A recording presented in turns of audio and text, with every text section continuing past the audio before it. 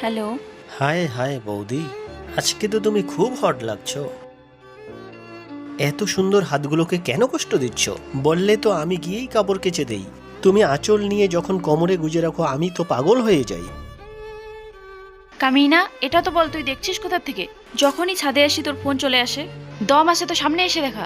আসবো আসবো জানেমান, একবার ডেকেই তো দেখো। এমনিতেও তোমার স্বামী তো বিদেশেই থাকে, তোমার দিন কি করে কাটে? একদম ঠিক বলেছো তুমি। এক কাজ করো, কালকে আমাদের বাড়িতে কেউ থাকবে না, চলে এসো। আমিও তো দেখি শুধু তোমার কথায় দম আছে না কাজেও। কালকে দেখতে পাবে আমার মধ্যে কতটা দম আছে। উম, তো এখানেই লুকিয়ে আছে আমার মেহবুবা। আমি তো তোমারই অপেক্ষা করছিলাম। এতদিন থেকে শুধু দূর থেকেই দেখেছি, আজ ফাইনালি তোমাকে সামনে পেলাম। আরে ও কে? আমি ওর ভাই।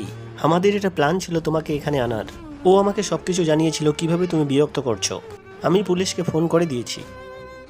এবার জেলে বসে মেয়েদের ডিস্টার্ব করিস।